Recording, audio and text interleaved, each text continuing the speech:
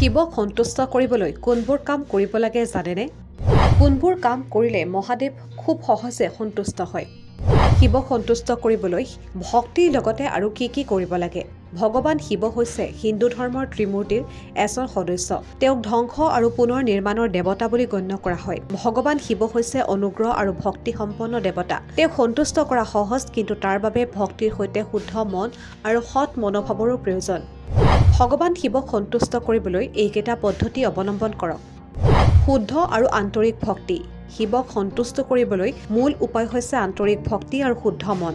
আপোনাৰ মনৰ শুদ্ধতা, সৎ কৰ্ম আৰু আন্তৰিকতাই মহাদেৱৰ অনুগ্ৰহ আকৰ্ষণ কৰে। তেওঁৰ বাহ্যিক আড়ম্বৰ, বিশাল যজ্ঞ বা দামী উপহাৰ নলয়, ভক্তৰ হৃদয়ৰ ওপৰত নিৰ্ভৰ কৰে। ৰুদ্ৰাভিষেক বা শিৱলিংগৰ পূজা। শিৱলিংগত ৰুদ্ৰাভিষেক কৰা হৈছে ভগৱান শিৱৰ অন্যতম প্ৰিয় পূজাৰ পদ্ধতি। গংগাজল, গাখীৰ, মৌ, দৈ আৰু ফুলেৰে শিৱলিংগক অভিষেক কৰিলে মহাদেৱ সন্তুষ্ট হয়। বিশেষকৈ সোমবাৰে শিৱলিংগত পূজা কৰিলে মহাদেৱ সন্তুষ্ট হয়। শিৱৰ মন্ত্ৰ জাপ।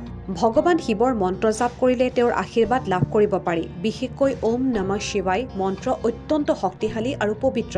এই মন্ত্ৰ নিৰন্তৰ জাপ কৰাৰ ফলত মনৰ শুদ্ধতা, স্থিৰতা আৰু শিৱৰ কৃপা লাভ হয়। বেলপাত নিবেদন। শিৱলিংগত বেলপাত নিবেদন কৰা ভগৱান শিৱৰ খুবেই প্ৰিয়। এই পত্ৰক পৰিষ্কাৰ কৰি ওম নমঃ শিৱায় বুলি মন্ত্ৰ জাপ কৰি নিবেদন কৰিলে মহাদেৱ সন্তুষ্ট হয়। কিন্তু বেলপাতত ৩টা পাত একেলগে দিলে তাৰ পাছত শুদ্ধভাৱে প্ৰাৰ্থনা কৰিলে বিশেষ ফল পোৱা যায়। অহিংসা আৰু সত্যপথত চলোৱা।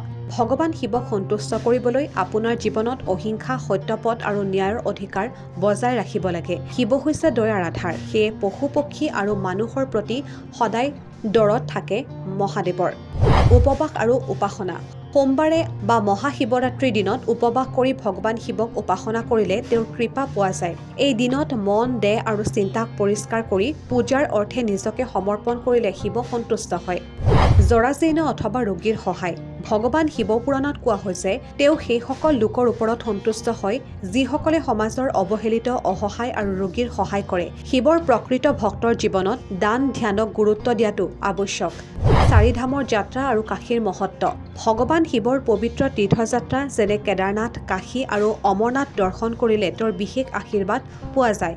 বিশেষকৈ কাশীক ধৰ্মৰ অন্যতম কেন্দ্ৰ বুলি জনা যায়, য'ত ভগৱান শিৱৰ প্ৰসন্ন সত্তা অনুভৱ কৰিব পাৰি। ভগৱান শিৱক সন্তুষ্ট কৰা কঠিন নহয়। তেওঁৰ ভক্তিত আন্তৰিকতা, নিষ্ঠা আৰু একাগ্ৰতা অতি প্ৰয়োজন।